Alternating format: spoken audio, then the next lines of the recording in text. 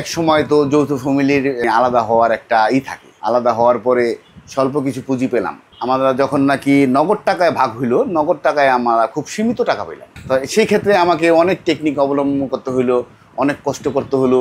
হ্যাঁ, যার কারণে আমি আমার বাচ্চাদের বিজনেস আমি দেখছি, ফলো করছি। হ্যাঁ, ওইভাবে আমি খুব টেকনিক করলাম, খুব টেকনিক করে এই বিজনেসটাকে দাঁড় করালাম।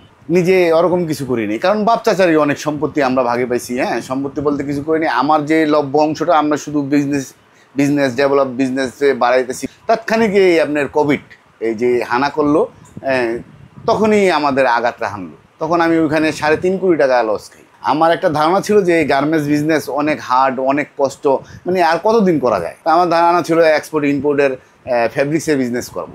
তখন আমি একজনের সাথে আলাপ করলাম। সে বলল যে 2 কোটি টাকা তার পুঁজি, 2 কোটি টাকা আমার পুঁজি। ব্যাংক লোন নিলাম। আমার কাছে যে বিগত দিনের যে প্রফিটটা ছিল এগুলা সমস্ত দিলাম। দেওয়ার পরে আমি একটা রিস্ক নিলাম যে আমি এই সিজনটাই এই প্রোডাক্টের বিজনেস করব। আমি যেহেতু ইন্ডিয়া থেকে ফেব্রিক্স সংগ্রহ করে তারপরে তৈরি করি, তো খুব এক্সপেন্সিভ, কারণ এইখানে প্রচুর পরিশ্রম করতে হয়, প্রচুর পরিশ্রম, তারপরে একটা মাল তৈরি হয়। তো সেই ক্ষেত্রে যে বিশ্ববাজারে কোভিড-19 দেখা দিল, তখন সমস্ত বাজার অফ করে দিল। আমরা কি হচ্ছে, এই মাল সেল করার শেষ পর্যায়ে এসে পড়ছি। আমরা হয়তো বিগত 15 দিন 20 দিন পরে আমরা মাল বাজারে দিলে আমাদের টাকা আসবে। একটা পর্যায়ে আমাদের সমিতি থেকে ঘোষণা আসলো যে না, এটা হয়তো খুলে দেওয়া যেতে পারে, খুলে দিতে পারে। তারপরে আমরা ওয়েট করলাম 4-5 দিন, এই স্টাফদেরকে রাখলাম, হ্যাঁ, কাজটা যেন চলে। কারণ এখন যদি কাজটা অফ করে দেয় তাহলে দেখা গেলো আমার ম্যাক্সিমাম 3-4 কোটি টাকার মাল কি হবে, আনরেডি। আবার সবাই মিলে আমরা বসলাম, বসার পরে ডিসিশন নিলাম যে আমরা কি করব, খুলে দেওয়া হোক না। তারপরে একটা ঘোষণা আসলো না, ইন টোটাল বন্ধ। তখন আমি সেই ক্ষেত্রে সবাই কারো 2,000 লাগে, কারো 3,000 লাগে, এই দেওয়ার পরে আর সর্বশেষ আমার কাছে মাত্র 40,000 টাকা নিয়ে আমি বাসায় গেলাম। এখন আমি কি করা যায়, আমার তো এখন আর কিচ্ছু ভালো লাগতেছে না। আমি শুধু জানলা দিয়ে বাইরে দেখি, কারণ আমার ঘরে তো কোটি কোটি টাকার মাল, আমি তো নিঃস্ব।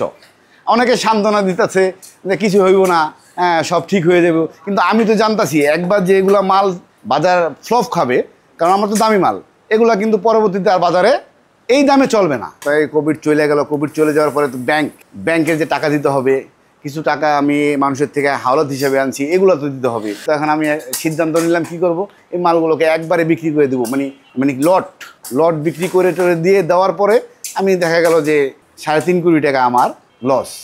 এক পর্যায়ে আমি কি করলাম, একটা ফ্যাক্টরির সাথে কথা বললাম। আমি বঙ্গবাজারে টপসের আইটেম করলাম। যেই দোকানে আমি মাল কিনে দিয়ে দিতাম, ওই আইটেমগুলো কি করলাম আমি নিজে, কারণ যেহেতু আমার এই বিজনেসটা জানা, আমি নিজে শুরু করলাম। একটা মজুরি ফ্যাক্টরি ভাড়া নিলাম। ভাড়া নেওয়ার পরে যে তোমার চারটা মেশিন আছে, আমাকে দাও, হ্যাঁ, তুমি এত টাকা করে নাও, আমার মালগুলো সেই তৈরি করে দাও। তো এক পর্যায়ে করে আমি বঙ্গবাজারে এরকম দিতেছি। তো ওখান থেকে ভালোই প্রফিট আসছে। কোনো মালে 50 টাকা, 60 টাকা, 70 টাকা, এরকম করতে করতে মোটামুটি আমি একটা লাইনে আসার পরে এক পর্যায়ে আবার মাল যখন দিলাম, তো তার কাছে আমার মোটামুটি 16 লাখ টাকার মতো জমে গেল। সেই পর্যায়ে বঙ্গবাজারে আগুন লেগে গেল। আমার এই 16 লাখ টাকাও গেল, ওনার তো মাল গেলই। তো এখন তো উনিও আমাকে টাকা দিল না। আমি কি ফিরে ধাপে আরেকটা, আমার মন আবার ভেঙে গেল।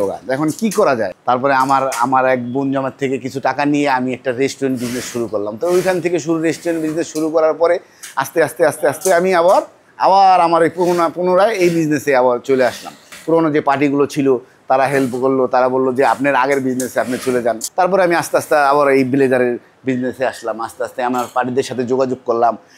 আস্তে তাদের থেকে কিছু টাকা দিলাম, কিছু মাল নিলাম, এরকম টাকা দিয়ে আবার এখানে এই 2 বছর ধরে আমি আবার এইটাই শুরু করলাম। এখন আলহামদুলিল্লাহ আল্লাহর পাক আমাকে খুব মোটামুটি ভালো রাখছে।